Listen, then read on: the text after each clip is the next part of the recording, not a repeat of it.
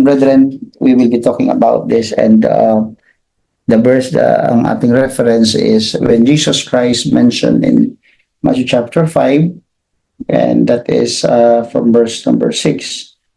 And Jesus mentioned na maswerte daw ang mga blessed daw ang mga tao na they do hunger and thirst after righteousness, for they shall be filled.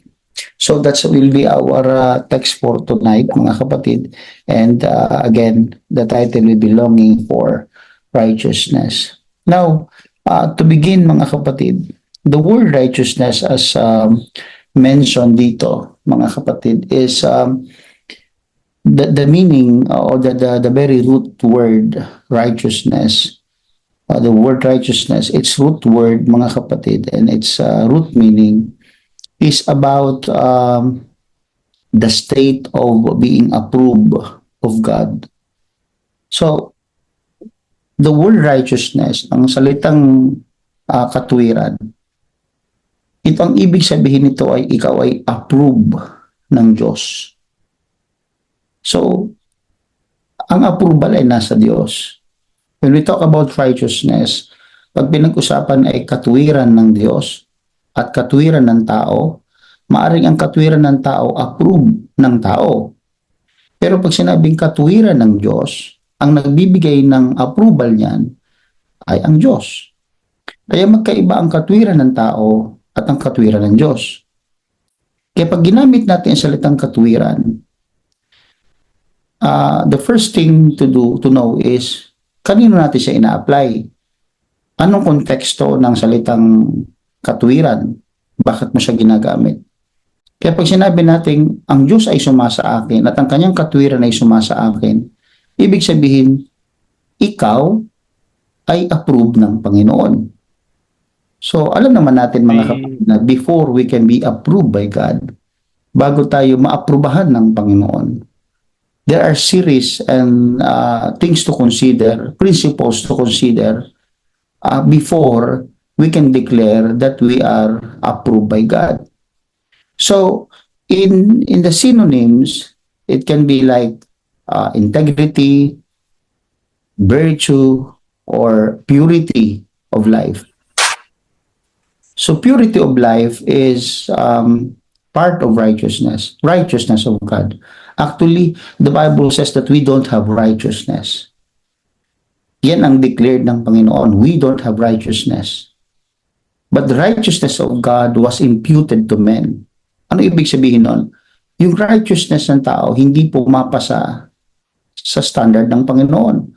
That's why what He did is His righteousness, God's righteousness, was imputed to men. Ibinihis natin si Kristo. Ang ibinihis natin si Kristo, ang ibig sabihin, ibinihis natin yung katuwiran ni Kristo bilang Diyos. Yung katuwiran ng Panginoong Jesus. Yun yung binihis natin. That's why purity of life is also part of righteousness. Actually, that's the meaning of righteousness. Purity of life. Because purity approves by God. And without purity, there is no approval of God.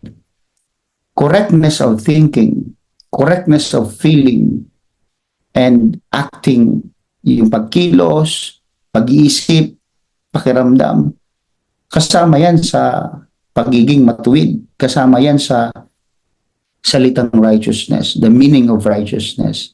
That's why there are people who can talk the word of God, who can recite the word of God, but they are not righteous or approved by God.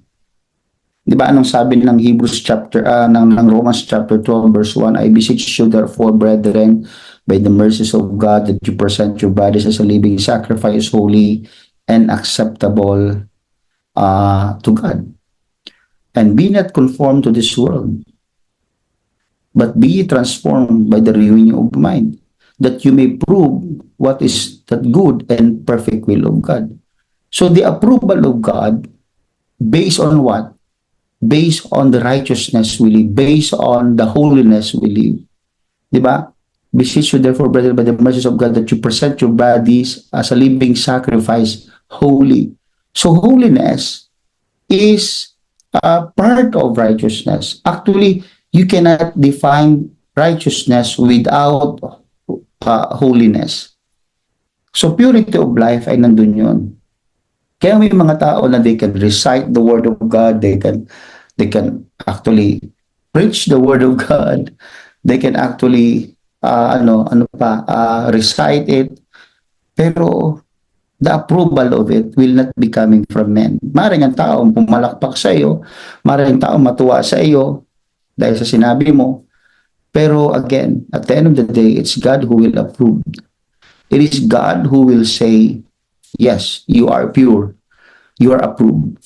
So again, the word righteousness is not a simple word. It is a word of approval. It is a word wherein God approves us. The way how we think, the way of life we have, our feelings, and the holiness, the integrity we have. Mga kapatid, this is a simple word with a vague and big and a very broad meaning, but it boils down into the word holiness. So holiness does not only speak about the length of your hair, the length of your skirt, diba? How do you dress up? How do you clothe yourself? Hindi lang yun ang kabanalan. Ang kabanalan ay yung pagiging approved ng Panginoon sa lahat ng bagay. Kaya nga pag nag-iisip ka ng masama sa kapwa mo, sabi ni Paul, think of these things. Kung ano ang virtue, kung ano ang pure, ano ang true, yung isipin mo.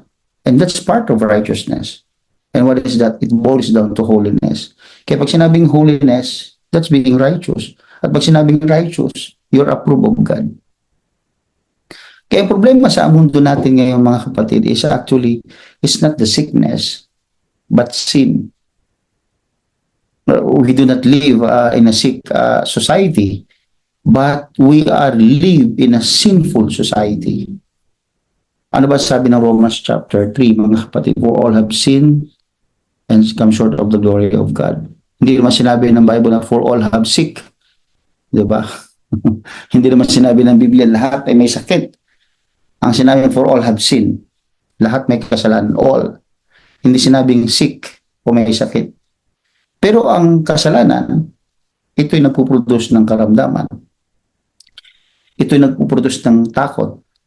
Ito'y nagpuproduce ng guilt, ng worry, ng depression, pag-aalala, paglulumihanan ng isipan. Kaya, we cannot fool God. If we live in sin, well, maybe you can fool man. Pwede kang mag-ayos, pwede kang magkaroon ng maayos na aura, na pananamit, pananaw ng marami sa iyo, you're good. But again, we cannot fool God. The more that you do not address your sin, the more it makes you depressed, diba? Fearful, guilty, worried, depressed, or troubled. Again, the world is not just filled with sickness. It's filled with sin. So our problem actually is the world is not because the world is sick, but the world is full of sin. Puno ng kasalanan. Kaya habang nasa mundo tayo, mga kapatid, if we will not be righteously living for the Lord, then imagine you are walking in the world wherein the primary problem is not sickness, the primary problem is sinfulness. That's why we can live righteously while on earth when the Word of God is living within us. Yung salita ng Diyos, pag ito'y nakatira sa atin at ipinamumuhay natin, lumalakad ka sa mundong makasalanan pero ikaw ay matuwid. Again, bakit kailangan ng pagiging matuwid? Kasi nga, ang mag-a-approve is not the world, is not your pastor, is not your brethren. Kaya wag tayo, mga kapatid, yung masyadong image protector. We want to look good to others. We want to sound good to others. But we should be more sensitive on how we look before God, how God hears us, what is our image with God. Kasi we can fool men, but we cannot fool God. Kasi sa mata ng tao, mabait ka, sa mata ng tao, okay ka, pero how about sa mata ng Diyos at sa pagdilig ng Panginoon? That's why if we walk with hypocrisy in this world as a Christian, then wala tayong pinagkaiba sa mga unbelievers. Wala tayong pinagkaiba sa mga sinful. Medyo malabo. So wala tayong pagkakaiba sa kanila. That's why what we should address is not only don't change the world. Don't change your community. Start with changing yourself. Because righteous living, longing for righteousness, is actually longing more of God than longing of yourselves. So, ibig sabihin, kung gusto kong lumakad ng matuwid sa mata ng Panginoon, I'll be looking for God, more of God, and not of myself. Kasi when you look of yourself, ang magiging salamin mo lang, pag ikaw tinignan mo ang sarili mo, palagi mo magiging salamin kapwa mo. Anong sasabihin sa'yo ng tao? Anong maganda para sa tao, sa mata ng tao? Anong maganda sa pandinig ng tao? Anong maganda sa paningin ng tao? Pag sarili mo ang nagiging basis mo. Pero kung ang basis mo ay sa ang Panginoon, looking unto Jesus, He's the author and the finisher of your faith. He's the author, He's the giver, and He is the one who will increase your faith. He is the one who will reward your faith. Author and the finisher of your faith. Pag sa Kanya ka nakatingin, mga kapatid, wala kang ibang sasalaminin kundi siya lang. Pero pag ang sarili mo tinignan mo, ang sasalaminin mo ibang tao. That's why that's why in the time of Jesus Christ, He was so furious with the hypocrites. Those are people with the words of God. Actually, hypocrisy does not come from the sinful. Alam niyo ba yon? Hypocrisy, and if you read your Bible, hypocrisy came from the Christians. Hypocrisy came from those people who knows the Word of God. Sino yon? Mga Pariseo, mga Skriba. Kabisado ang Word. Kabisado ang law. Pero God look at them as a hypocrites. Bearer sila ng Word. Ang dala nila ay salita ng Diyos. Ang dala nila word of hope. Pero sabi ng Panginoon sa kanila, tinan mo ito, ang puputing, para sila mga nature na ang puputi sa labas, pero bulok sa loob. Now, I'm sure you know what I'm trying to say, mga kapatid. Let's not look like nitso. Huwag tayong magmukhang mga nitso, mga kapatid. As we walk through the precepts of God, as we walk through the Word of God, ang salamin natin si Kristo, hindi tao. Ang salamin natin ang Panginoon, yung Kanyang gusto sa buhay natin, to live righteously. That's why, sabi nga, you cannot serve two masters. You cannot serve Mammon and God. Because ang isa doon, kamumuhian mo, ang isa naman ay kakapitan mo at pagtitiwalaan mo. You cannot serve both. Okay, if we serve Mammon and die with Mammon and go hell with Mammon. But if you serve God, focus to God. Yes, we need Mammon, we need money, we need resources, we need material things. But if your mirror is the need on earth, mga kapatid, mapapahamak tayo. Now let me get into one of the serious thing. Most of you here are already matured naman. Now, give me one reason, mga kapatid, why we need to skip spirituality over way of life. O halimbawa, ito na lang.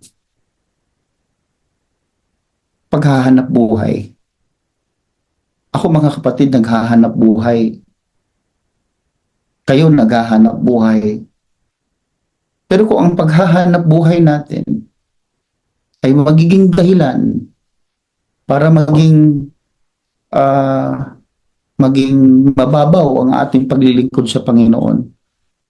And what is that? That's deception.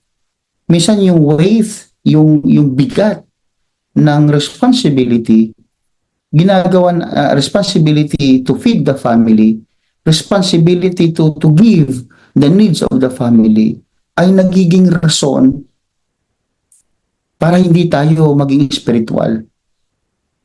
Pahala na yung Bible study.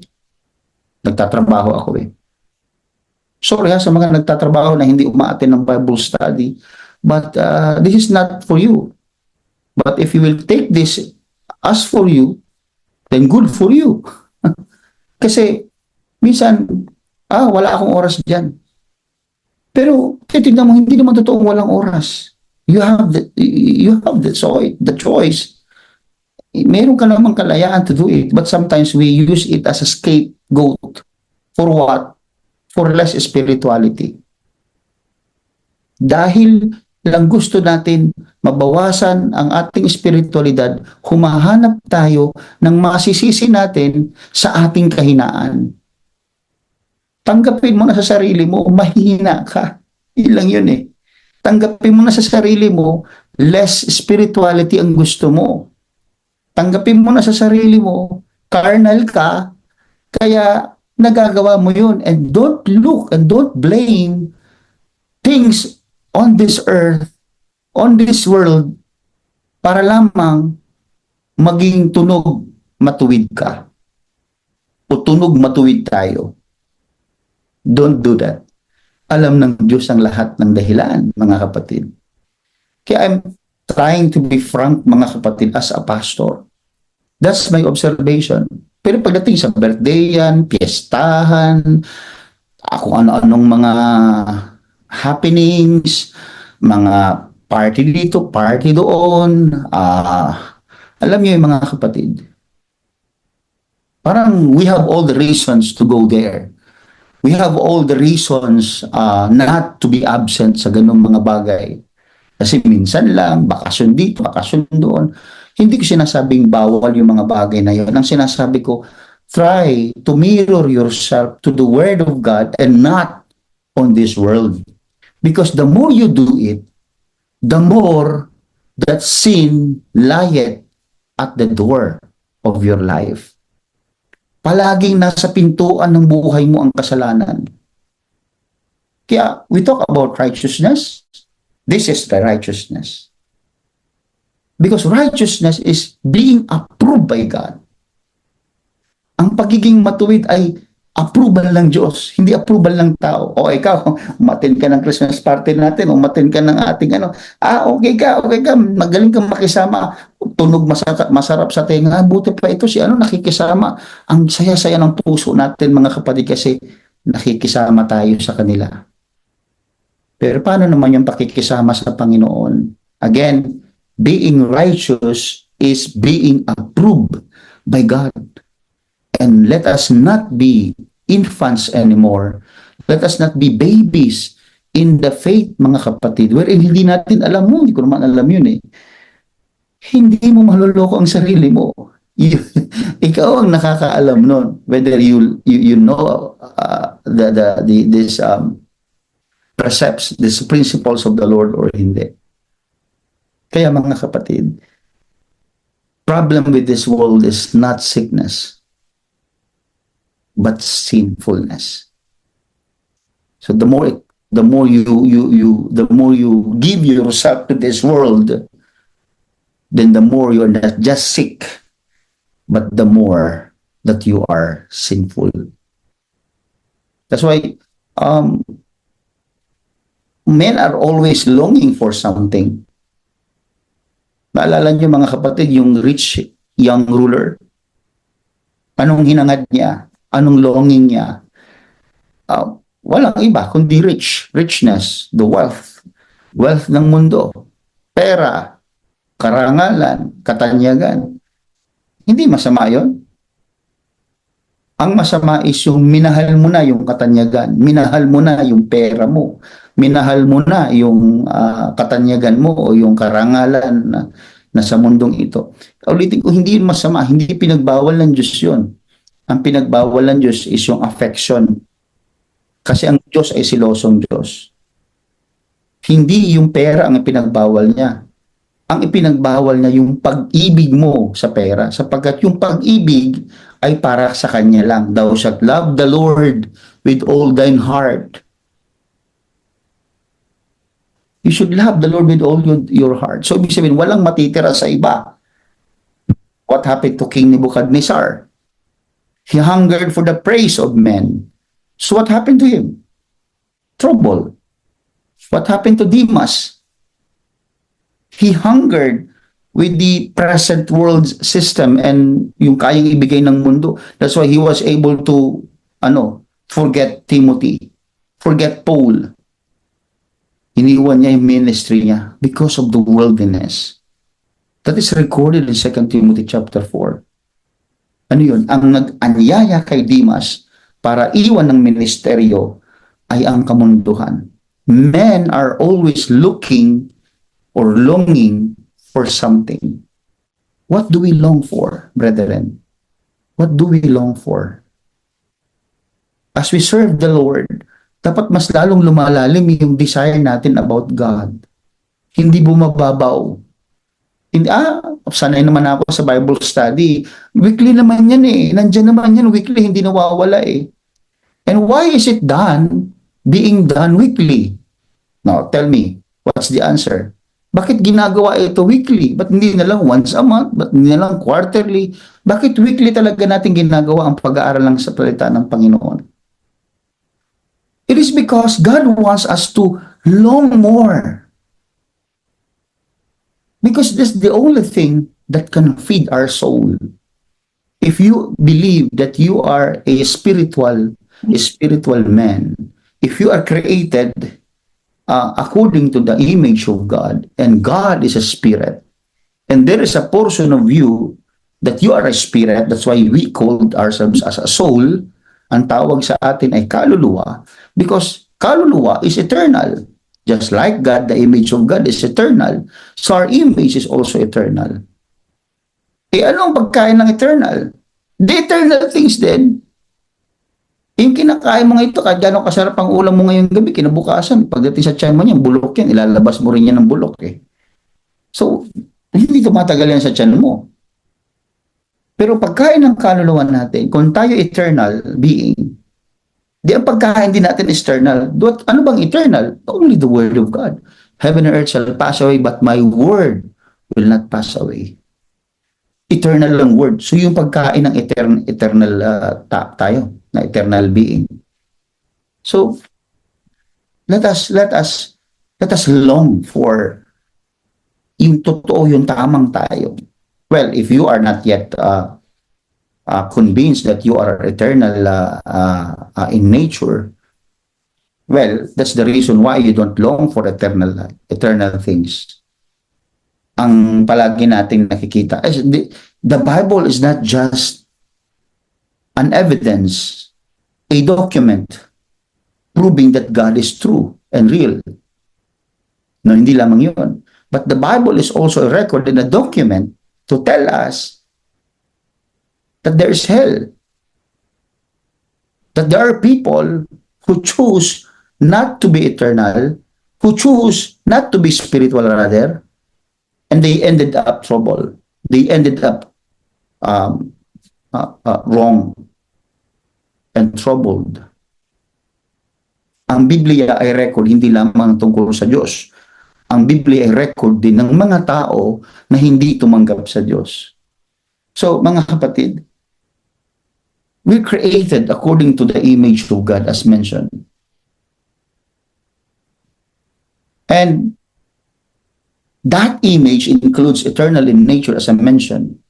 Man's soul will be restless until he found the true soul satisfaction. Ulitin ko. Ang kaluluwa ng tao ay hindi matatahimik. Hindi magkakaroon ng totoong kapahingahan ang kaluluwa ng tao hanggat hindi niya natatagpuan ang totoong satisfaction ng kaluluwa niya. And we all know, brethren, that only the Word of God is the true satisfaction of our soul. Tayong lahat, alam natin that the satisfaction of our soul will not be the temporary things of this world. Kahit ulaning ka pa ng katerbang pera, your soul will not be satisfied. Kahit ulaning ka ng maraming katanyagan, you will not be satisfied. Kahit na ulaning ka ng maraming karangalan, you will not be satisfied. Our soul has no satisfaction. But the soul itself, because it is in eternal nature, if you give your soul an eternal food, it will satisfy him. Tingnan yung sinabi ng bersikulo, mga kapatid. Ecclesiastes chapter 3 verse 11 told us that he has made everything beautiful in his time. He has also set eternity in the human heart. Eternity in the human heart. Yet no one can fathom. Walang nakakaalam, walang nakakadiskubre, walang aware what God has done from the beginning to end. He has made everything beautiful in His time. Ito yung sumunod, maganda. He has also set eternity in the human heart. May nilagay ang Panginoon sa puso natin na kung saan eternity. So to satisfy your heart, to satisfy your soul, to satisfy your being as an eternal nature, then what you need to do is to put eternal things sa puso na yan. Kasi may sinet si Lord dyan. May inihanda si Lord dyan. Mayroong lugar para si Lord dyan, mga kapatid. That's why ang kaluluwa natin, we just be a restless soul if we will not find ways to make it rest, to have it rest. Kasi ng puso natin, if this not will be addressed by eternity or eternal things, this will not be the restless will always be in your heart. Restlessness. Hindi ka talaga makakatulog, hindi ka talaga satisfied. Kaya may mga tao, mga kapatid, hindi naman mayaman, hindi naman mahirap din. Sabihin na natin, kapuspalan. Pero dahil meron silang nilagay sa kaluluwa nila, pinapakain nila ang kaluluwa nila ng pagkain ng kaluluwa, which is the Word of God. That's what happened. Kahit hindi sila nakatira sa magandang bahay, masaya sila. Fulfilled ang heart nila. Nakakatulog sila ng mahimbing. Walang kinatatakutan. Kahit Bombay. Hindi sila natatakot. Kasi nga, their soul is resting before God. So again, this is an eye-opener for Christians, mga kapatid.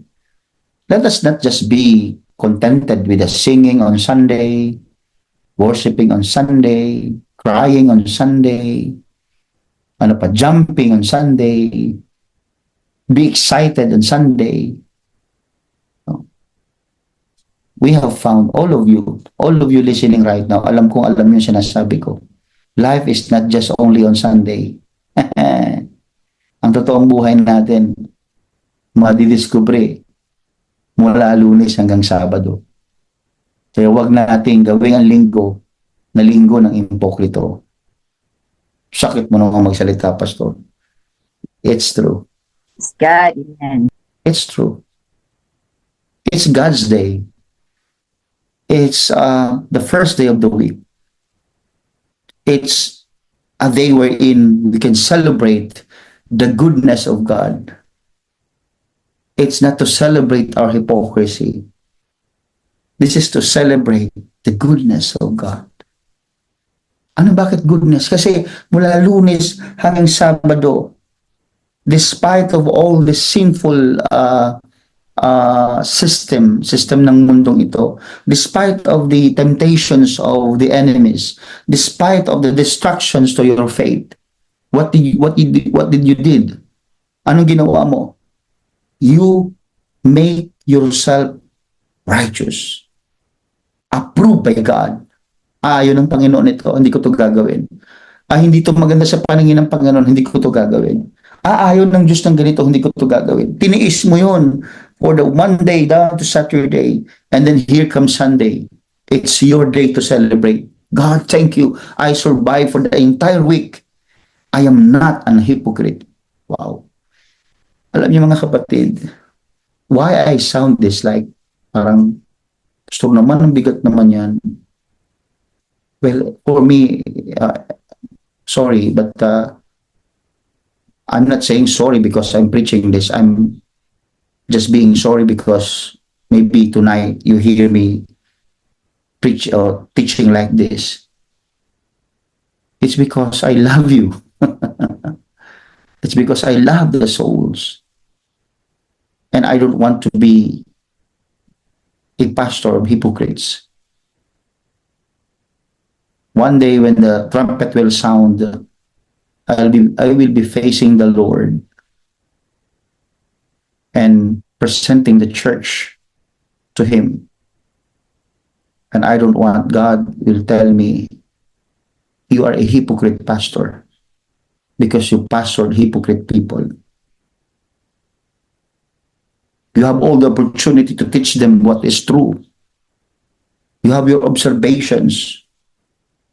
I don't copy-paste preaching. Sorry mga kapatid. I don't copy-paste preaching. I read. I meditate. I pray. So if there will be time that in my preaching or in my teaching, hallelujah, that I sound like I want to rebuke as a kind of spirit, then just let me do it. Because I don't copy-paste preaching. And I don't want copying another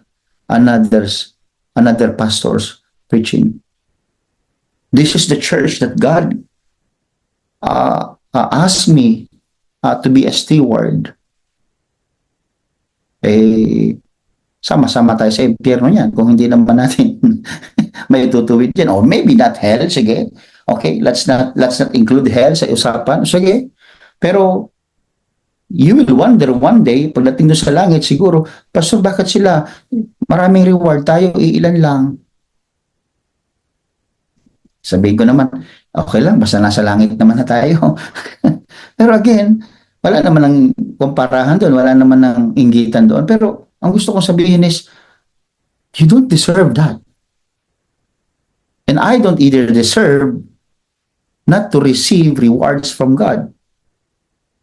So, gusto kong mapunta sa langit, gusto kong tumanggap ng maraming rewards sa Panginoon sa langit. Kung ano yung kagustuhan ko, dapat yun din yung ma-receive ninyo. If I treated the church as like, bahala kayo dyan, kanya-kanya namang kaligtasan eh. Well, tama naman yung kanya-kanyang kaligtasan, pero wala ka bang puso na hindi mo maibigay sa, hindi mo mabigyan ng assurance ang members na they will receive more than one rewards, hindi lang eternal life. Diba? So, sa akin, I will work hard for my salvation. Though God already saved me, but I will work hard for my rewards. Siguro yun ang tamang term.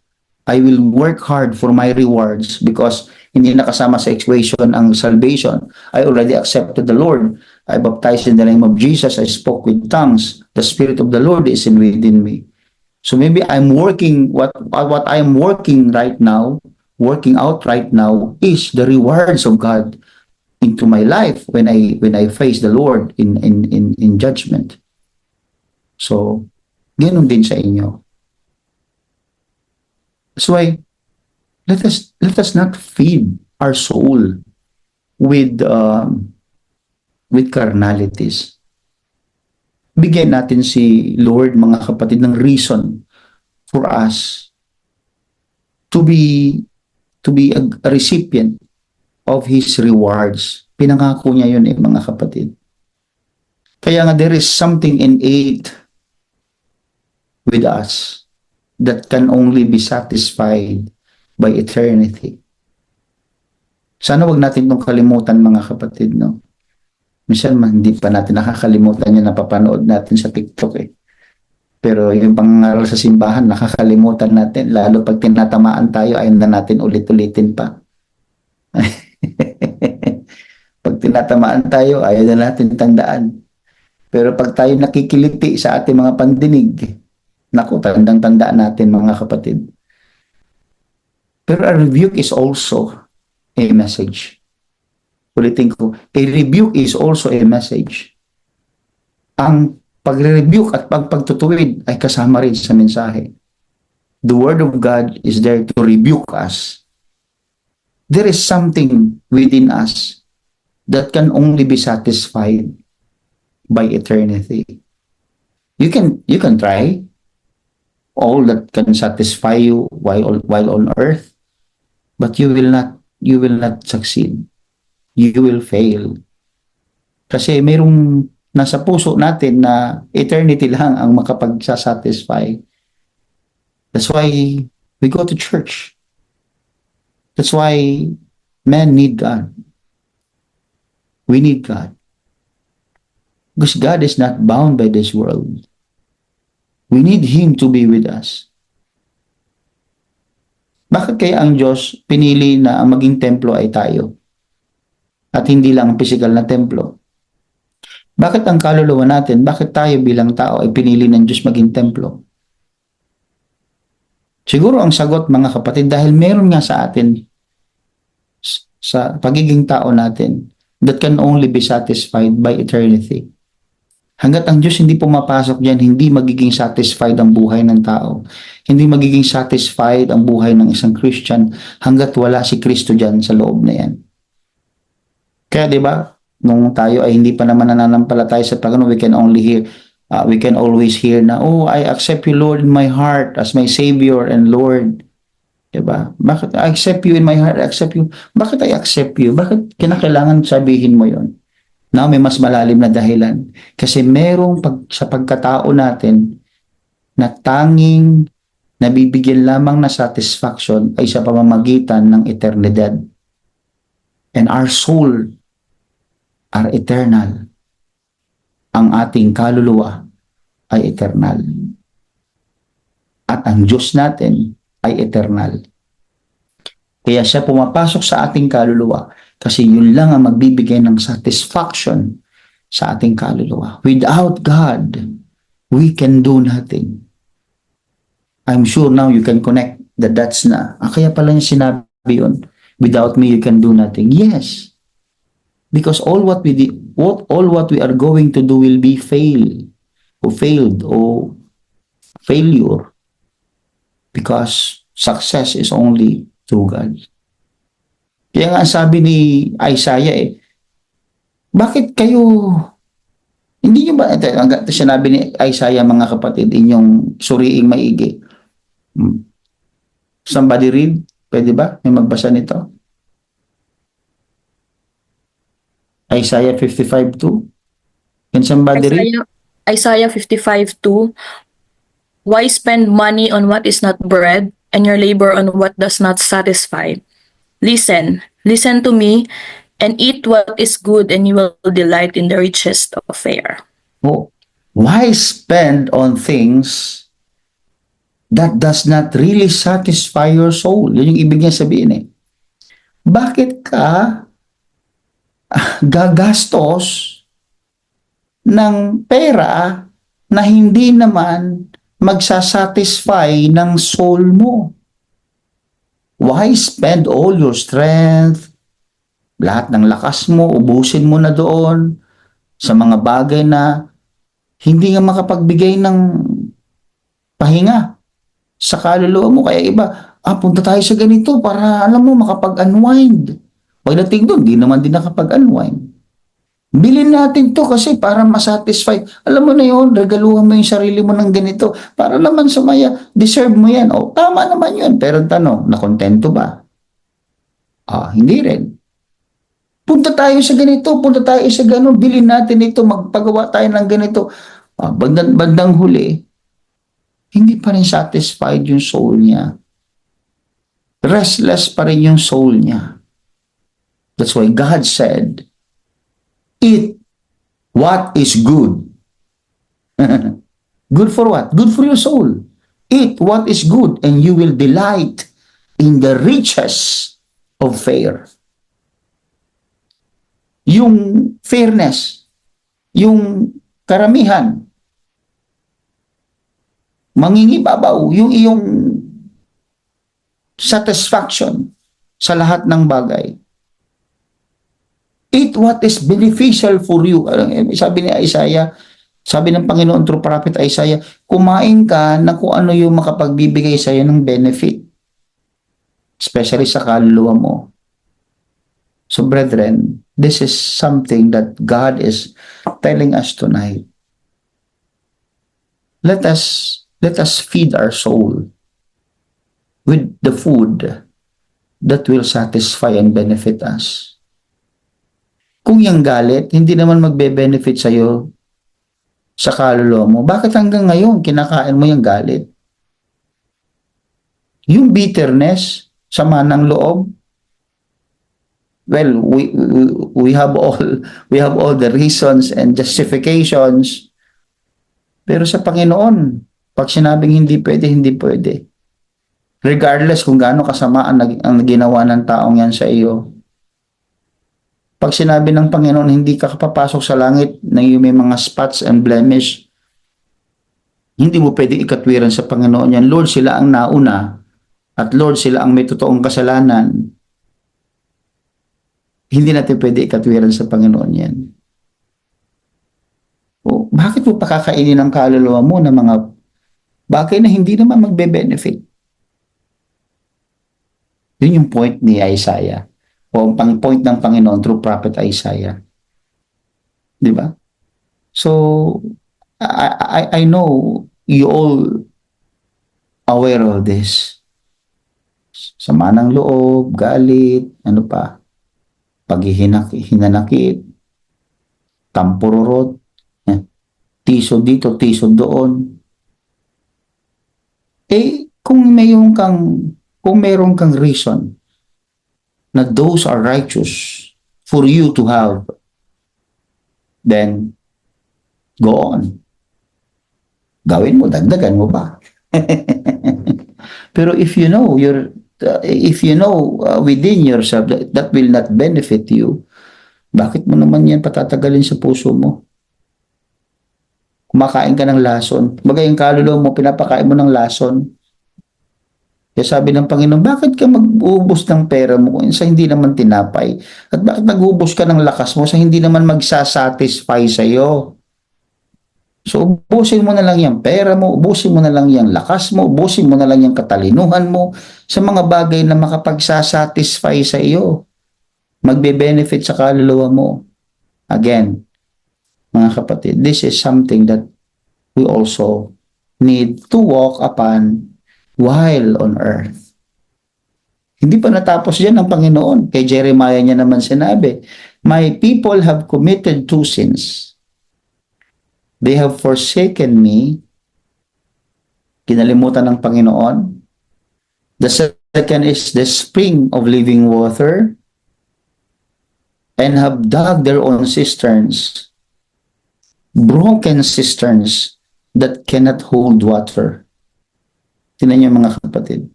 Humukay sila ng sarili nilang balon na hindi naman pwedeng lagyan ng tubig. That's why they forsaken me, sabi ng Panginoon through Prophet Jeremiah. Kinalimutan nila ako at ang tubig ng buhay. At humukay sila ng mga balon na hindi naman pwedeng lagyan ng tubig. Unfortunately, mga kapatid, kahit anong gawin natin na pagsusumikap to satisfy our thirst by digging our own cisterns, our own well. Kahit maghukay ka pa ng maghukay, ubusin mo ng buhay mo at ang iyong mga resources, everything, para humukay ka ng mga balon na akala mo magsasatisfy sa'yo, hindi yan mag-hold ng living water kailanman. Because the only living water, the only cistern we have is the Word of God. Ba't ka pa huhukay ng isang balon para mag-satisfy ng soul mo? Nandyan na si Kristo. Don't dig cisterns or well, mga balon. Nandyan na ang Panginoon. Ang salita ng Diyos ay tubig ng buhay. Yun lang, hindi na natin kailangan. Nahanap pa natin minsan yung satisfaction natin sa iba. Alam niyo mga kapatid. Nako. Yan ay bagay na ikasisira din ng ating pananampalataya. May mga pagkakataon na minsan natulungkot lang ako mga kapatid. In my observation lang naman. May mga tao na they justify their wrongs. Gina-justify nila ang kanilang kamalian. Well, kung meron tayong pagkakamali sa Panginoon, hindi naman natin kinakailangan mag-justify. Kasi alam naman ng Diyos na nag-justify ka lang. Alam naman ng Diyos na nangangatwiran ka lang. Huwag ka na mangatwiran. Lord, I'm sorry. I'm wrong. Kasi ganito kasi ganun. Ay, hindi yan paghihingi ng tawad. Ang tawag doon ay ano dyan? Yung pagbiblame. No? Biniblame mo yung sistema, biniblame mo yung hindi ako nakapagsimba, Pastor, kasi ang lakas siya ng ulan eh. Pastor, hindi ako nakapagsimba. Lord, kasi ang init eh. Lord, kasi ganito, kasi ganun. Well, again, I guess we are all matured enough to receive this. Pero, again, let us not justify our wrongs in the sight of God. If that is wrong, that is wrong. And let's ask forgiveness. Lord, sorry po. Nanghina ako, Panginoon. Mahina ako, Panginoon. Hindi ko na-absorb yun, Panginoon. That's wrong. Let's not justify the wrong. Let's always ask the mercy of God. Kaya nga merciful siya eh. Pag mali, diingin natin ang tawad sa Panginoon dahil mali. At huwag na natin ulitin dahil nga mali. That's why, pagdating naman sa Samaritan woman, sabi ni Jesus Christ sa kanyang mga disciples doon, everyone who drinks this water will be thirsty again. Yan. Hukay ka ng hukay ng balon na makapagsasatisfy sa iyo. Pero sabi niya, no satisfaction. Verse 14, but whoever drinks the water I give them will never thirst. Sabihin, masasatisfy siya. Ibig sabihin, yung tubig na galing sa Diyos is satisfying. Indeed, sabi ni Jesus, the water I give them will become in them a spring of water welling up to the eternal life. Ibig sabihin, yung spring water na binigay ng Panginoon sa atin, ang dulo nito ay buhay na walang hanggan. It leads us to eternal life. Kaya, anong ibig sabihin ng Pastor? Meaning to say is, the Lord is just telling us, don't dig your own well. Because the well that we need, the water that we need is already available. And that is the Word of Jesus Christ. That is the Word of God. Tubig na hindi ka kailanman mauuhaw. Hindi mo nahahanapin, mas masarap yung Sprite, mas masarap yung soft drinks eh. Mas masarap kaya yung juice. Mas masarap kaya yung ganitong Actually, that is not the satisfaction that Jesus is teaching us. The satisfaction that God is telling us is Himself. Siya. Siya daw ang ating satisfaction. His word is our satisfaction.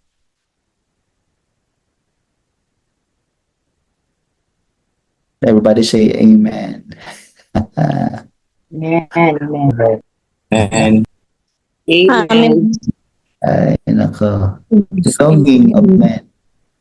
What will be our longing? What will be your desire? Malapit na bumalik ang Panginoon, mga kapatid. Na nagkakagulo na sila, oh. Anytime, God can sound the alarm. God can sound the trumpet. But the simple message is fill your hearts with the longing for righteousness of God. Our man's heart, our hearts should be longing for the righteousness of our God. Wow.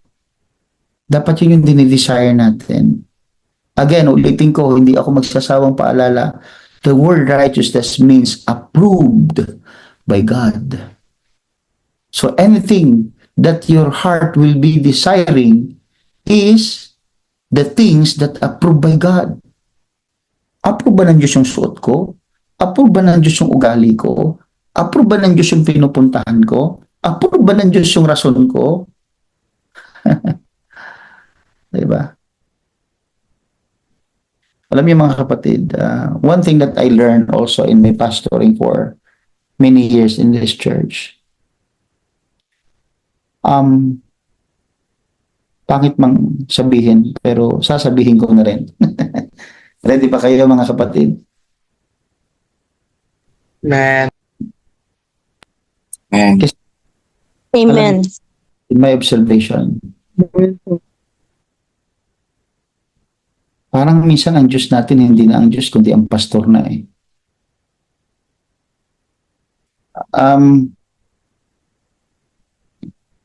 Parang bang mas takot tayo sa pastor kaysa sa Diyos. Parang mas gusto nating natuto ang pastor kaysa sa Diyos. Para bang, kaya nga minsan sabi ko, Lord, ano ito, Panginoon? Why people are doing this? I know they admire the man of God. I know they follow the man of God. Pero alam naman ng pastor eh.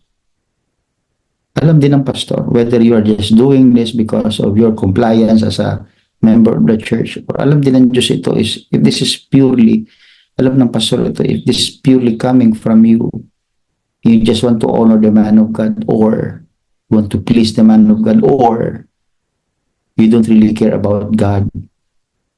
It's just man. Kaya habang tumatagal mga kapatid, minsan the loyalty is not to God, the loyalty is to pastor na. Kaya siguro pinag-iisip lang ako ng Panginoon.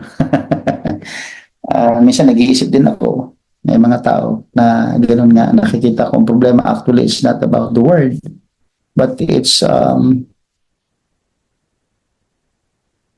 the way how they manage their service to the Lord. Mga kapatid, hindi ako ang Diyos. At kailanman hindi ako magiging Diyos. Lahat tayo ay naglilingkod sa Panginoon. But my word is not the law. The word of God is the law. Lahat tayo sumusunod sa salita ng Panginoon. Don't please me. Please God. Because as you please God, it reflects. It will really reflect.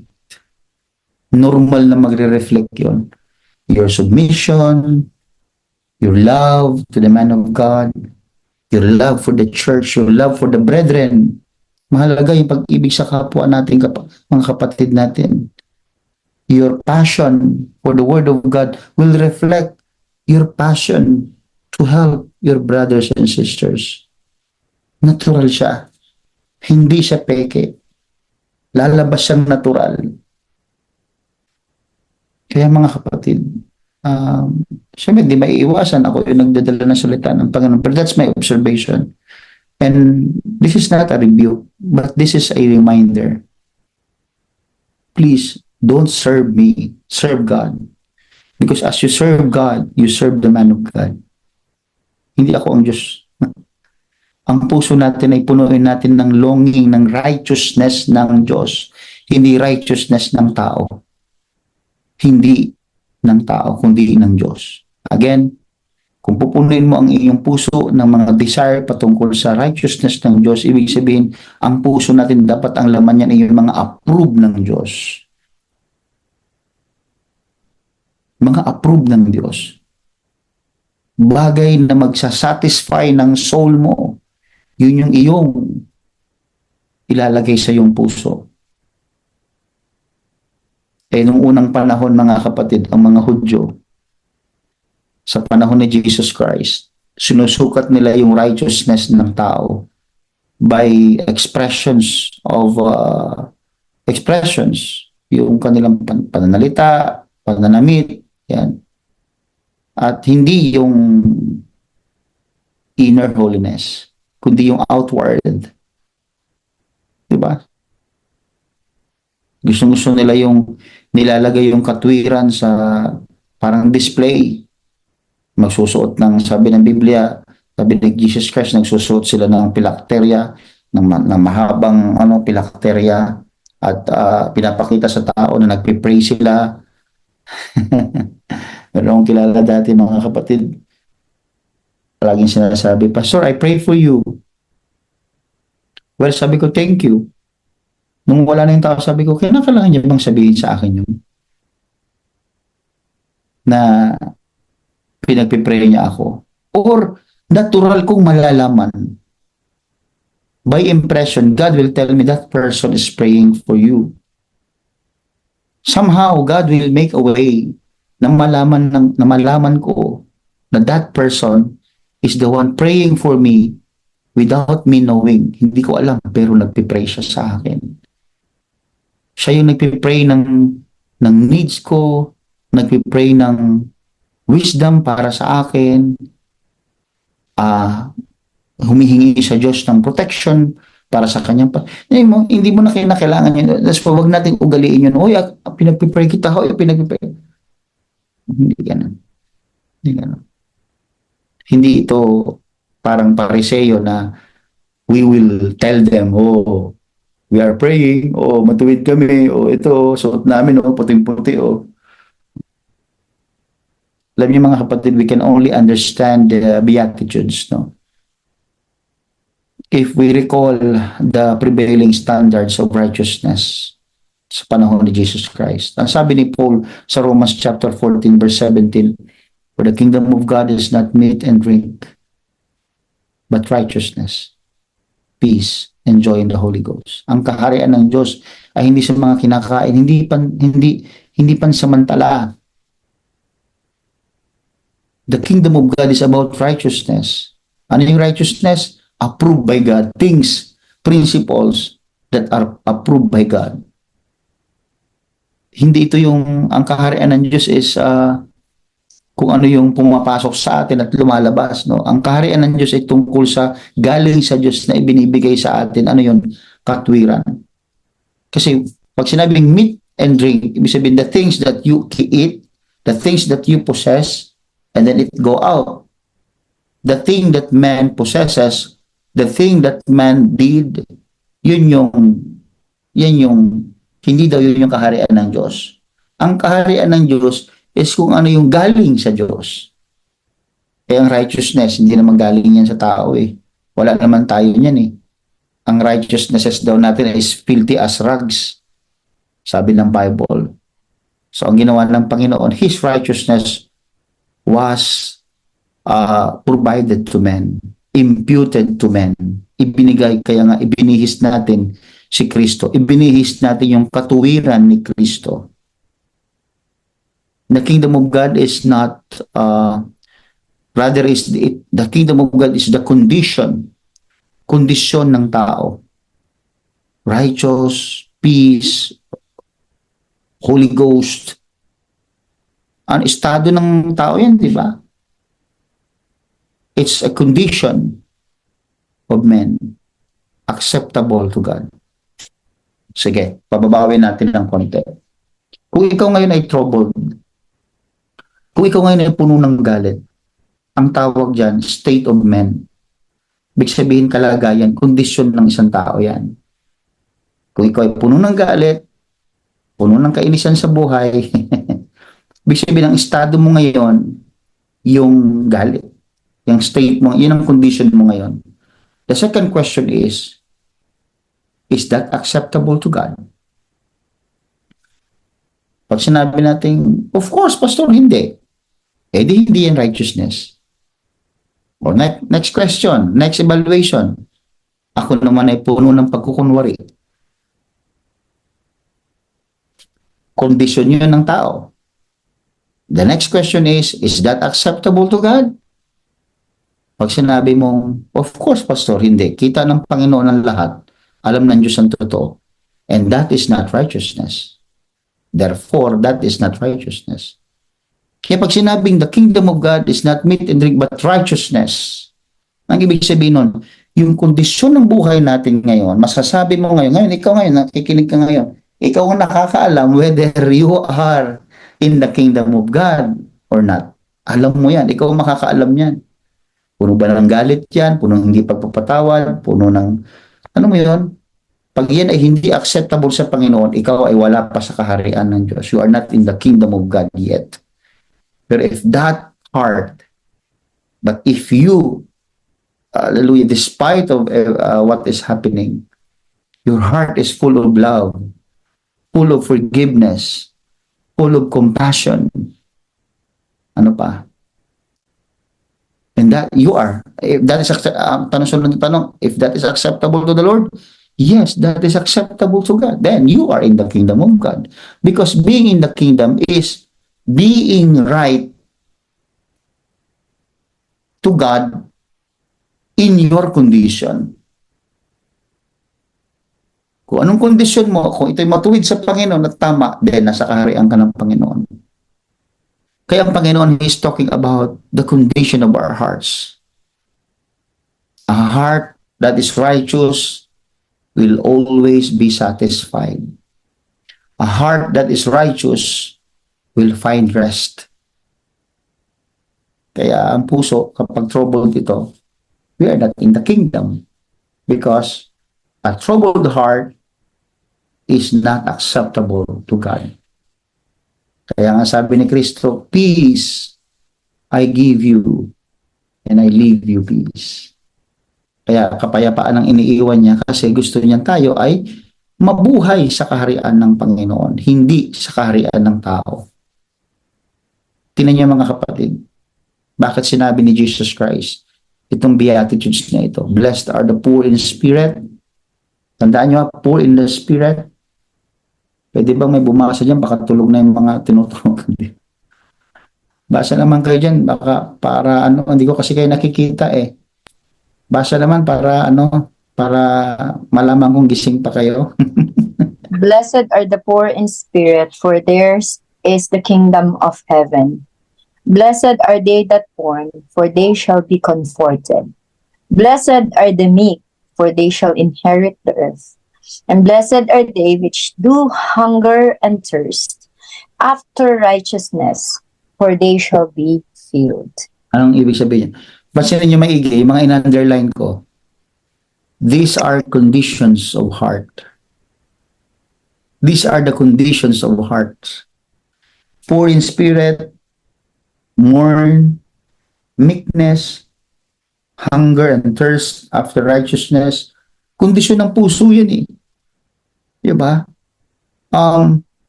So lumalabas, if these conditions of heart is present with you, then you are blessed. You are acceptable sa kaharian ng Panginoon. You are approved by God. So therefore, you are righteous. Ano yung sumunod? Next, pwede bumasa. Look at the next group of scripture that explain what is the righteousness of God in Matthew 5:7-10. Anyone who wants to read? Yung malinaw-linaw pa dyan? Hello po. Ayan po. Chapter verse 7. Blessed are the merciful, for they shall obtain mercy. Verse 8. Blessed are the pure in heart, for they shall see God. Verse 9. Blessed are the peacemakers, for they shall be called the children of God. Verse 10. Blessed are they which are persecuted for righteousness' sake, for theirs is the kingdom of heaven. So, tinan niyo mga kapatid. Pinersecute na, pero ang kapalit naman, di ba? Persecuted for righteousness' sake. Oh, inaway dahil naging matuwid. Alam niyo mga kapatid, hallelujah. Minsan galit tayo sa matuwid, ba't ganun? Imbes na maging kakampi natin yung matuwid, galit tayo sa matuwid. Lalo't at pag tayo tinatamaan ng kamalian at nakikita natin mas matuwid sa atin yung tao, imbis na kahangaan natin at gayahin, nagagalit tayo. Ba't ganun? Alam niyo yung sagot, ba't ganun mga kapatid? Pag nakikita natin mas matuwid yung tao sa atin, parang hinahanapan natin ng mali. Pag mas, pag hindi favorable sa atin yung ginagawa niya, pero alam nating matuwid, galit tayo sa kanya. Ba't ba ganun? Doon na lang ako sa kabila. Babaliktarin ko naman sa sitwasyon. Pag ikaw naman ay gumagawa ng tama at matuwid at acceptable sa Panginoon at kinagagalitan ka ng iba, kinayayamutan ka ng iba, pinipersecute ka ng iba, blessed ka naman.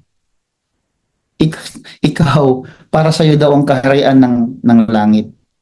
Ibig sabihin, surely you will be receiving rewards from heaven. Because you are merciful, your heart is pure. You're a peacemaker. Ba't ganun mga kapatid? Balikan ko naman sa kabilang side. Ba't ganun naman tayo, no?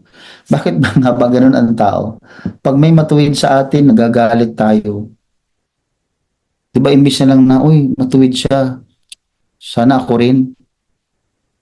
Uy, Brad, how to be you? Diba? Sister, how to be you? Diba yung, pero habang tumatagal, yun.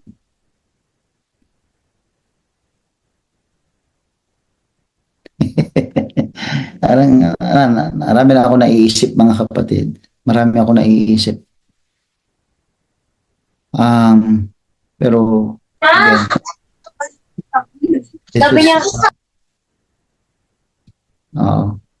this is just a reminder mga kapatid that we should live righteously. Let us live righteously. Huwag nating kagalitan yung mga taong minsan kinakayamutan natin eh. Alam niyo mga kapatid, unfair, no? Unfair lang naman din siguro na sabihin ko lang yun na minsan galit tayo sa matuwid. Pero nagsisimba pa tayo. Anong implication yun? Anong gusto mong i-imply? Galit ka sa matuwid pero gusto mong magsimba.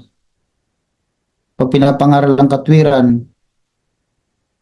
pag tinatamaan, lalong nagagalit. Ano kaya yun?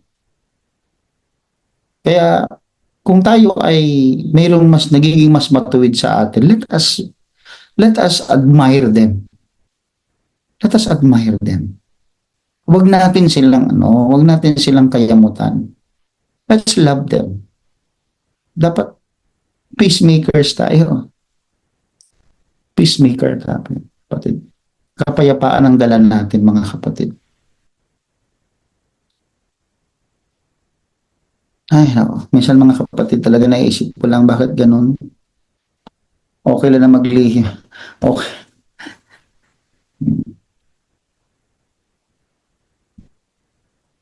Lihim.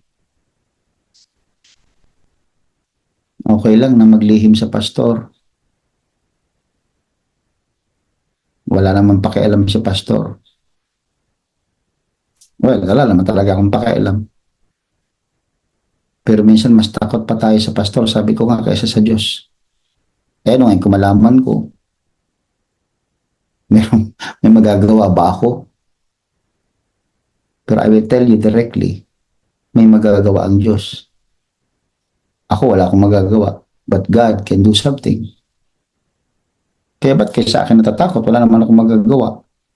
Takot kayo sa Diyos na may magagawa. Again, brethren, this is not a review. Let me just teach you this. Because I don't want you to hold, I don't want to hold any rewards for you in heaven. Let us not talk about salvation because we are all saved by the mercy of God. Lahat tayo ligtas. Niligtas tayo ng Panginoon. But we are talking about the rewards. Let us not live hypocritically sa paglilingkod sa Panginoon. I am not your God. Hindi ako ang Diyos nyo. Mangilabot tayo mga kapatid. Hindi ako ang Diyos, hindi ako magliligtas at hindi ako magbibigay ng reward sa inyo. It is God. Madali nating i-quote mga kapatid, seek ye first the kingdom of God and His righteousness in all these things. Doon na yung favorite natin, in all these things. Be matured enough to think about this. The prerequisite of addition is righteousness. Ang requirement ng addition ni Lord, seek ye first the kingdom of God and His righteousness, and all these things shall be added. Ang prerequisite ng addition, added, is the righteousness. Righteousness. Again, what is righteousness? Things that is approved by God. Approve yung pag-iisip mo, approve yung ginagawa mo, approve yung pananamit mo, approve yung mga plano mo, approve. It's all approval of God.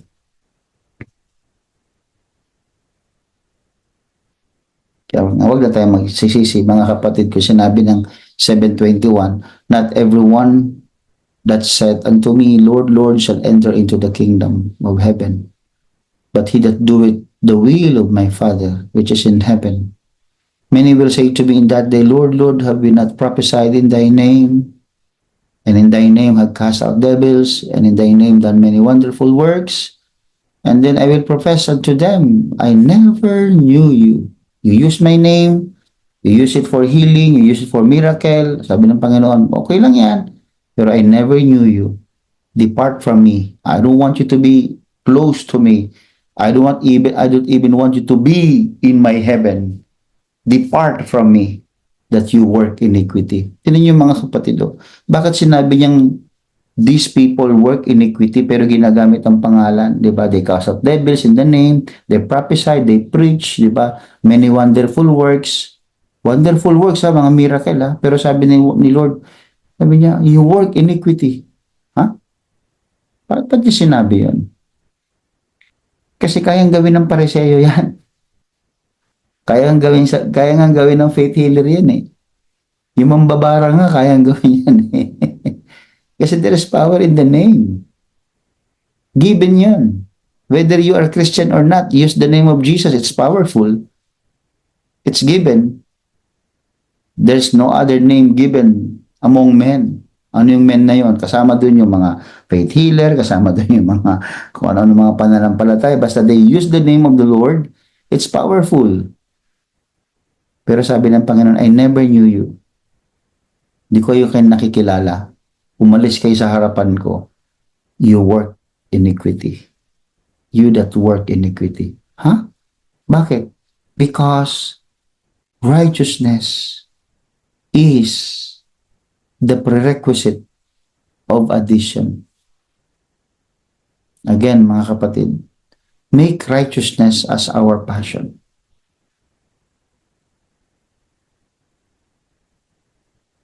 Ang katwiran ng ating maging passion. Hindi katwiran ng tao, kundi katwiran ng Diyos. Make yourself approved unto God. If you desire food that will make your body, soul satisfy, desire the Word of God. Because the Word of God is the food for your soul. Kaya mga kapatid, ulitin ko, let's walk uprightly. Let's walk righteously. Huwag sa tao, sa Diyos. Huwag sa tao ang tingin, sa Diyos. Huwag sa palakpak ng tao ang pandinig, kundi sa appreciation ng Panginoon. Again, brethren, it's difficult. This lesson might not be like parang checklist mo araw-araw ganon gagawin. No. This is a lifestyle. This is being sensitive. Lahat ng iisipin mo, lahat ng gagawin mo, lahat ng pupuntahan mo, lahat ng plano mo, dapat approve ng Panginoon. And that is righteousness. That is righteousness. Praise God. God bless you all, brethren. I hope I share something that will challenge you to increase your faith. I hope the words will not hurt you. I don't intend to hurt. It's just like being true, mga kapatid. Totoo lang. Hindi ako nananakit. At kailanman, hindi ko kayo sasaktan. Kung ang salita ng Diyos ay masakit, let's accept this. Kung ang paraan ng pagkakadeliver ay masakit, hindi naman palaging masakit. Pag may pagkakataon masakit, let us not parang hate the word or even the pastor or even the deliverer ng word. No? Let's be matured. If you live righteously, you will say amen on this. You will always, yes, pastor, tama yan. Pero if you live hypocritically, well, this might hurt you. Pero again, this is for every one of us. Mapapastor ka, mapapaministro ka, mapamembro ka, this is all for us. Lahat ito ay para sa atin. Para sa kabubuti ng ating kaluluwa. Thank you, Jesus. I praise the Lord tonight